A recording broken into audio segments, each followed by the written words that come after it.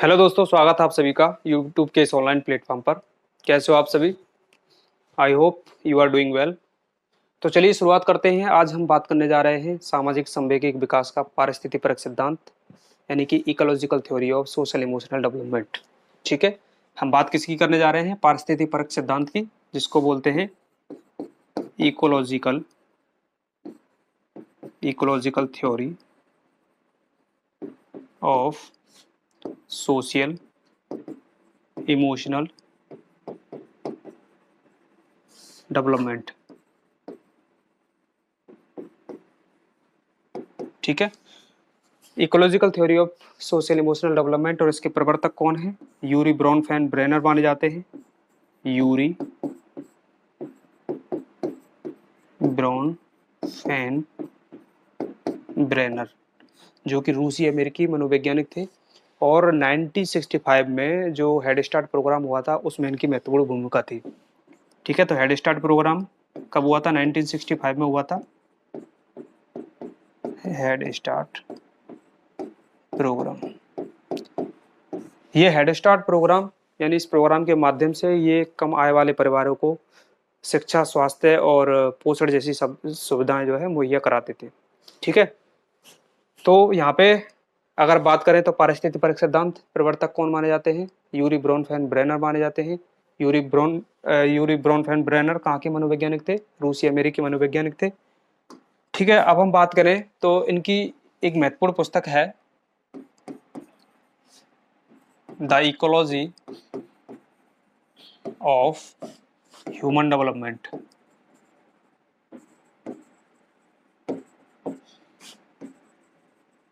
ठीक है,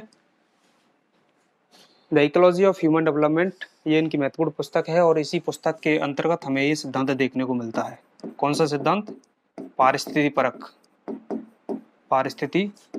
परक सिद्धांत। ठीक है, इसको केवल पारिस्थितिक परक सिद्धांत भी बोलते हैं। एग्जाम में केवल ऐसे करके भी पूछ लिया जाता है कि पारिस्थितिक परक सिद्धांत के प्रवर्तक कौन है, तो यूरी ब्रॉनफेन ब्रेनर माने जाते हैं। और अगर ये सिद्धांत इतना ना आकर के पूरा दे दिया जाता है कि सामाजिक संवेगिक विकास का पारिस्थितिक परक सिद्धांत भी इसको हम बोलते हैं। ठीक है, ये रही इतनी सी बात। अब हम बात करें तो पारिस्थितिक परक सिद्धांत यानी कि पारिस्थितिकी किसको बोलते हैं? तो पारिस्थितिकी जीव विज्ञान की एक शाखा होती है जिसके अंतर्गत जीव समुदाय का उसके वातावरण के साथ परस्पर संबंधों का अध्ययन किया जाता है। ठीक है, किसमें किया जाता है? पारिस्थितिकी में किया जाता है। और अब हम पारिस्थितिक परक सिद्धांत की बात करें तो पारिस्थितिक परक सिद्धांत बालक के विकास की व्याख्या सामाजिक संवेगिक संदर्भ में करता है। किसमें करता है? ये किसकी बात करता है? सामाजिक संवेगिक संदर्भ में करता है। ठीक है, और बालक और वातावरण के बीच परस्पर संबंधों का इसमें अध्ययन किया जाता है। ठीक है, किसमें किया जाता है? पारिस्थितिक परक सिद्धांत में किया जाता है।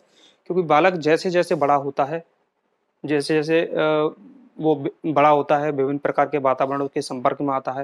विभिन्न प्रकार के वातावरण जैसे परिवार हो गया, विद्यालय हो गया, समाज हो गया, जनसंचार माध्यम हो गए, विभिन्न रीति रिवाज हो गए, ये क्या करते हैं? विभिन्न तरीके से, यानी डायरेक्टली इनडायरेक्टली बालक के व्यवहार को प्रभावित करते हैं।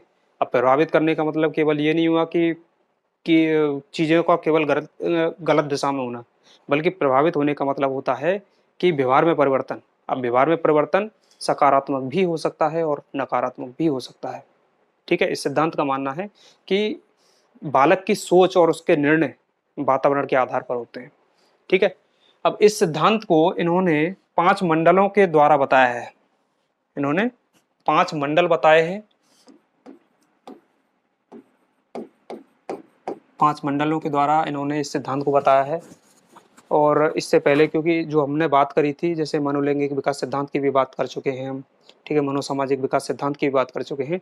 तो उन्होंने भी क्या बताया था? उन्होंने भी ये बताया था कि बालक के विकास को कौन कौन सी अवस्थाएं प्रभावित करती हैं। ठीक है, तो सबने अपने अपने अलग अलग सिद्धांत दिए हैं। तो आज हम बात करेंगे कि वो कौन कौन से 5 मंडल हैं जो बालक के विकास को प्रभावित करते हैं। और प्रत्येक मंडल में अनेक कारक होते हैं, कई प्रकार के कारक होते हैं जो बालक के विकास को प्रभावित करते हैं। तो सबसे पहले हम देखेंगे कि वो मंडल कौन कौन से हैं। तो जो सबसे पहला मंडल है उसको बोलते हैं लघु मंडल। ठीक है, लघुमंडल, इसको बोलते हैं माइक्रो सिस्टम। ठीक है, दूसरा जो है उसको बोलते हैं मध्य मंडल। ठीक है, इसको बोलते हैं मेसो सिस्टम।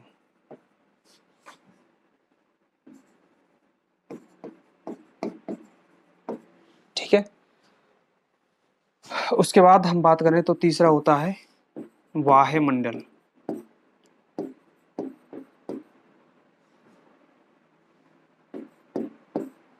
जिसको बोलते हैं एक्सो सिस्टम। ठीक है, चौथा होता है बृहत मंडल।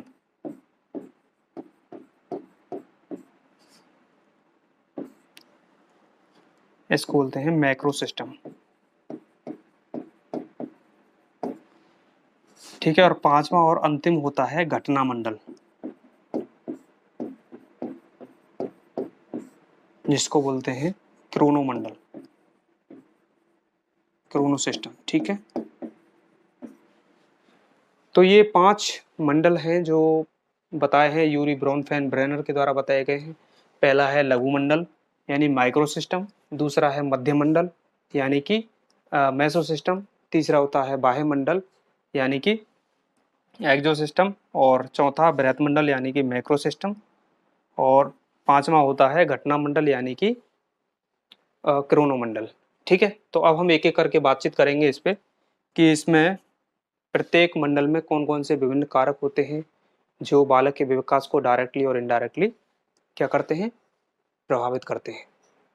ठीक है, चलिए, तो अब हम बात करने जा रहे हैं लघु मंडल की। लघु मंडल यानी कि इसको बोलते हैं माइक्रो सिस्टम। ठीक है, इसमें क्या होता है,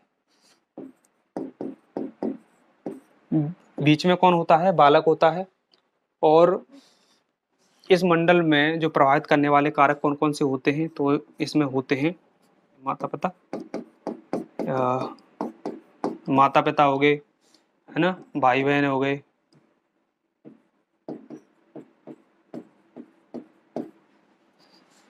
ठीक है, उसके बाद शिक्षक और संगी साथी।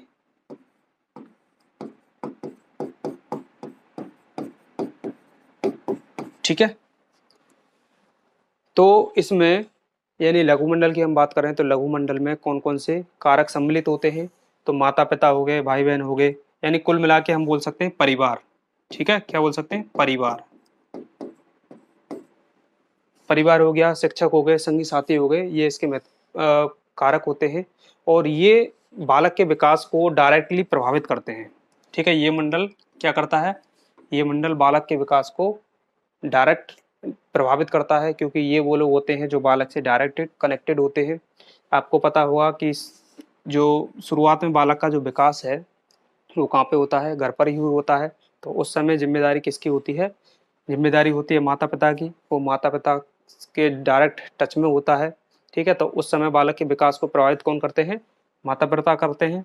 उसके बाद शिक्षक की जिम्मेदारी, यानी कि बच्चा जब स्कूल जाने लग जाता है तो शिक्षक की जिम्मेदारी आती है, और उसी समय उसके बनते हैं संगी साथी। ठीक है, तो सिंपली आपको याद रखना है कि जो लघु मंडल होता है यानी माइक्रो सिस्टम होता है, उसमें कौन कौन से कारक सम्मिलित होते हैं जो बालक के विकास को डायरेक्टली प्रभावित करते हैं। तो आपको याद रखना है कि माता पिता हो गए, शिक्षक हो गया, संगी साथी हो गए। ठीक है, तो इसमें जो क्वेश्चन पूछे जाते हैं वो ऐसे ही पूछे जाते हैं, या तो पूछ लेगा कि लघु मंडल में कौन कौन से कारक सम्मिलित होते हैं, ठीक है, ऐसे करके पूछ लेंगे, या फिर इनकी जगह पे ऑप्शन में चेंज कर देंगे कि क्या, जैसे शिक्षक की जगह उन्होंने कर दिया समाज, है ना, तो समाज इसमें सम्मिलित नहीं होता है, क्योंकि समाज बच्चे के विकास को डायरेक्टली नहीं बल्कि इनडायरेक्टली प्रभावित करता है। तो कुल मिला के आपको याद रखना है कि बालक और बालक से जुड़े जो कारक होते हैं वो कौन कौन से होते हैं, वो ये होते हैं। ठीक है, अब हम बात करेंगे दूसरे कारक की, सॉरी दूसरे मंडल की, जिसको आप बोलते हैं मध्य मंडल। ठीक है, मध्य मंडल, ठीक है, जिसको बोलते हैं मेसो सिस्टम। मध्य मंडल की बात करें तो मध्य मंडल जो लघु मंडल के जो कारक होते हैं उनमें परस्पर संबंध की बात करता है। क्या करता है? ये जो लघु मंडल होता है, लघु मंडल अभी हमने बात करी थी, तो लघु मंडल के जो कारक होते हैं उनमें परस्पर संबंध, परस्पर संबंध की बात कौन करता है? तो वो करता है मध्य मंडल यानी कि मेसोसिस्टम। ठीक है। अब परस्पर संबंध की बात जैसे अभी हमने बात करी थी कि यहाँ था बालक, बीच में क्या था? बालक था। ठीक है। और उसको प्रभावित करने वाले कारक में कौन कौन थे?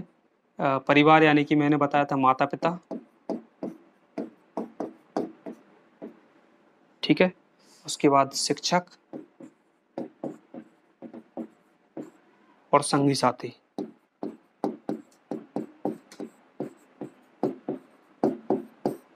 ठीक है।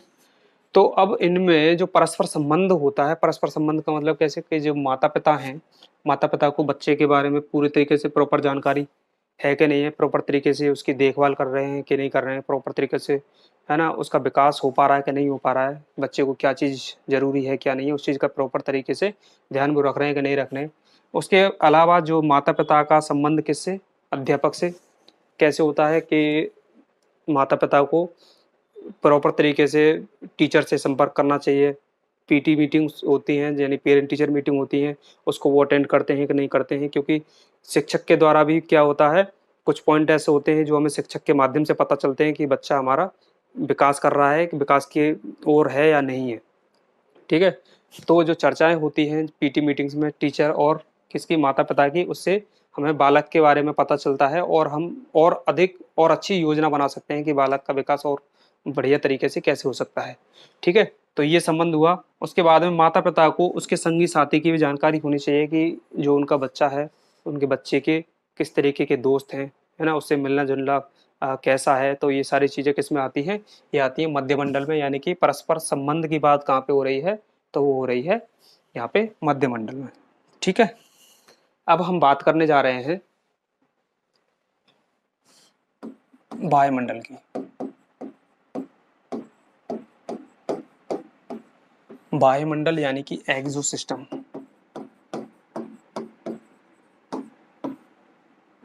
ठीक है। एक्सो सिस्टम की अगर हम बात करें,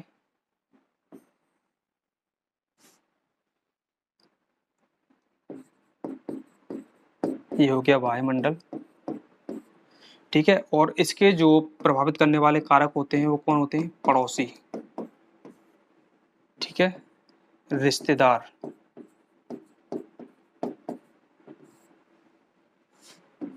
पारिवारिक मित्र,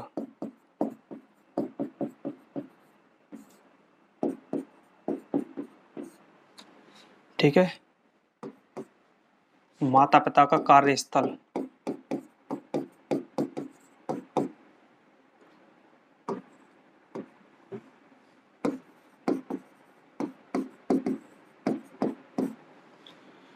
और जनसंचार माध्यम।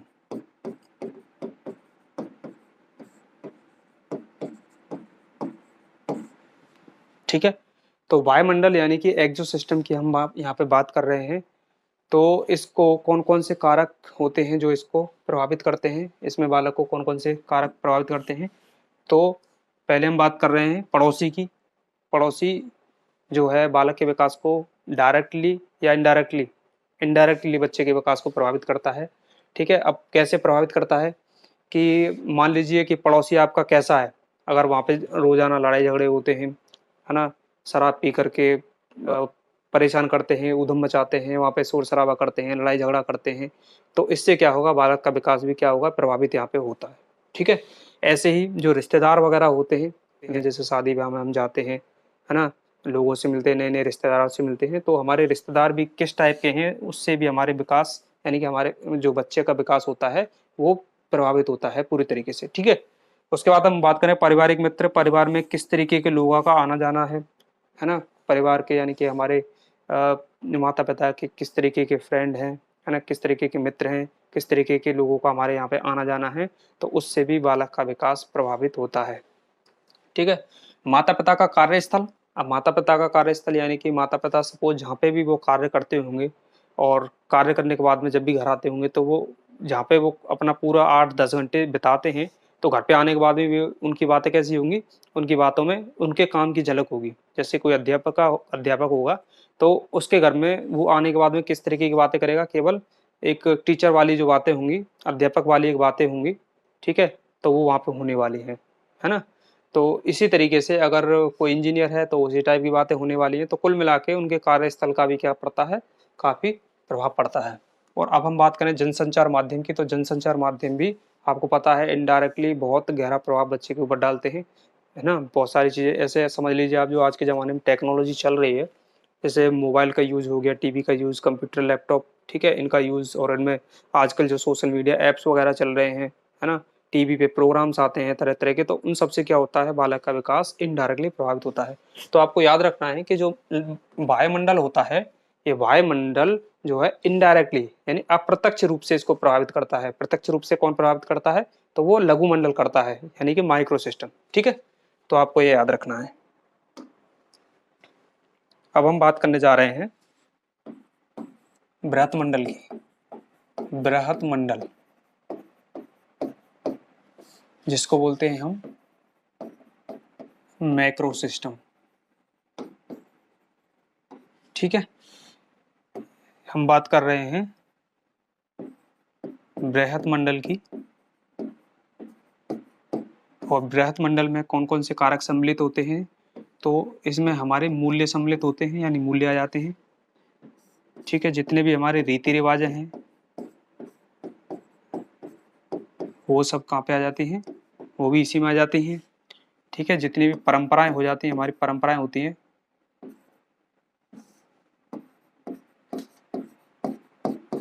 वो भी कहाँ पे आती हैं, वो भी बृहत मंडल के अंतर्गत आ जाती हैं। अब सवाल ये उठता है कि ये जो रीति रिवाजें, मूल्य, परंपराएं होती हैं, वो किस तरीके से बालक के विकास को प्रभावित करती हैं। तो ये जो रीति रिवाजें होती हैं वो एक तरीके से क्या होती हैं, रीति रिवाजें एक सामाजिक और सांस्कृतिक परंपराएं होती हैं जो एक समाज के लोगों में निर्मित होती हैं, ठीक है। और रीति रिवाज बचपन से ही बच्चों को सामाजिक संरचना से परिचित कराते हैं और समाज में संघर्ष का समाधान खोजने में मदद करते हैं, ठीक है। ये संघर्ष वास्तविक जीवन में भी बालक के लिए महत्वपूर्ण होते हैं, क्योंकि जब एक बच्चा अपनी पारिवारिक और सामाजिक संरचना में उपलब्ध समस्याओं से संघर्ष करता है, तो वह अपनी जिम्मेदारी का सामना करने के लिए तैयार हो जाता है। और जो ये रीति रिवाजें होती हैं, ये रीति रिवाजें उस बच्चे को समस्या का समाधान खोजने में मदद करती हैं और उसे सही और गलत के बीच अंतर जानने में मदद करते हैं, ठीक है। तो इस वजह से तो ये जो मूल्य, रीति रिवाज और ये परंपरा है, ये क्या है, बालक के विकास के लिए महत्वपूर्ण होती हैं, यानी कि बालक के विकास को क्या करते हैं, प्रभावित करते हैं, ठीक है। तो चलिए बढ़ते हैं आगे। पांचवा मंडल कौन सा है, घटना मंडल।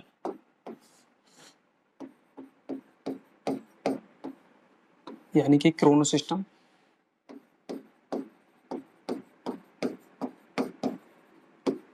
ठीक है। यानी कि घटना मंडल की अगर हम बात करें,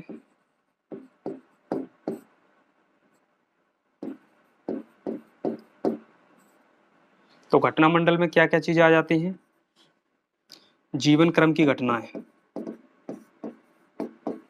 जीवन क्रम की घटनाएं इसमें आ जाती हैं, ठीक है। और क्या आ जाता है इसमें, माता पिता का तलाक आ जाता है,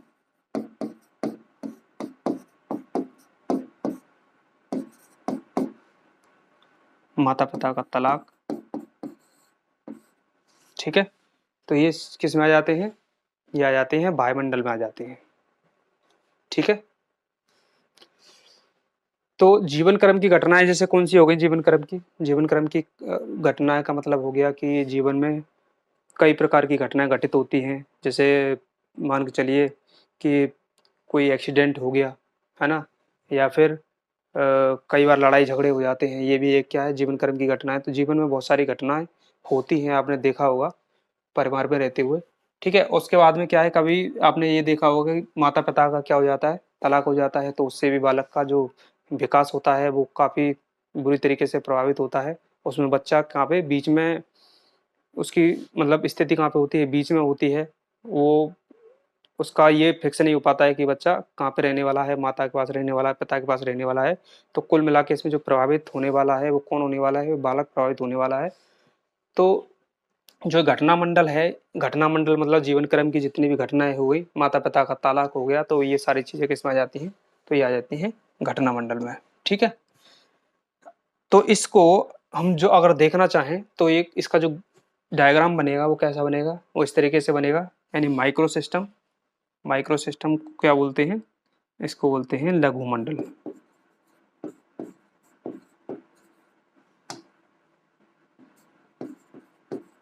ठीक है, मेसो सिस्टम मध्य मंडल, एक्सो सिस्टम बाह्य मंडल, मैक्रो सिस्टम बृहत मंडल,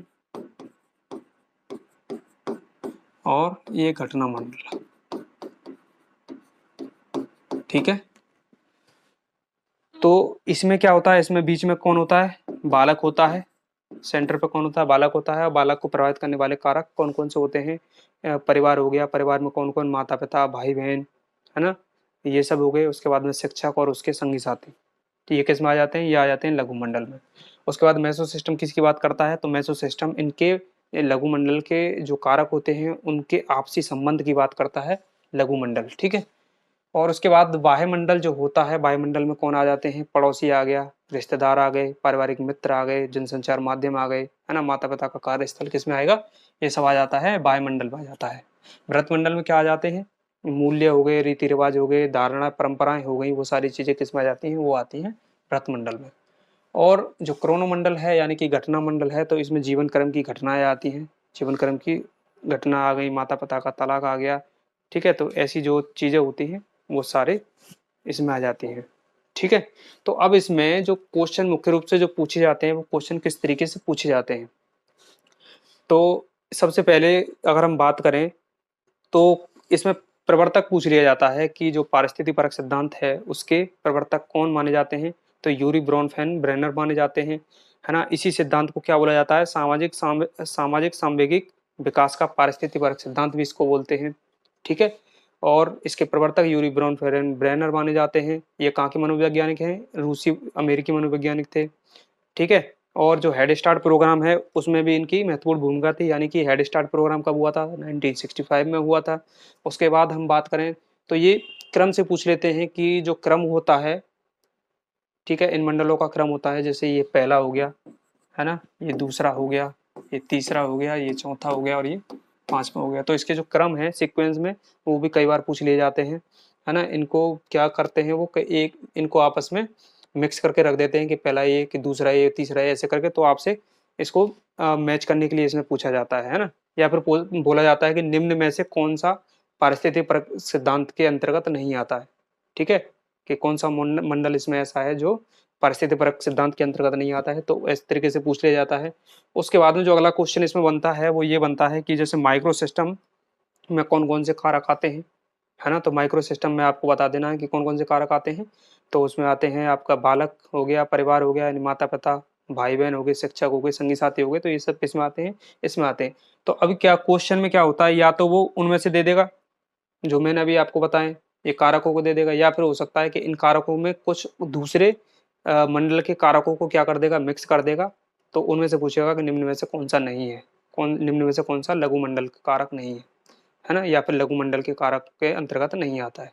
तो ऐसे ही मेसो सिस्टम आ जाते हैं, है ना। बाह्य सिस्टम में जो कारक होते हैं, तो मुख्य रूप से आपको इनका क्रम याद रखना है, और प्रत्येक यानी कि पर्टिकुलर जो मंडल है उसमें कौन कौन से कारक आते हैं वो आपको याद रखने हैं। ठीक है, तो कुल मिला के इसमें इतने तरीके से क्वेश्चन पूछे जाते हैं। तो आई होप ये वीडियो आपको समझ में आई होगी, पसंद आई होगी। अगर आपको ये वीडियो पसंद आई है तो चैनल को लाइक करें, सब्सक्राइब करें। Thank you for watching my video.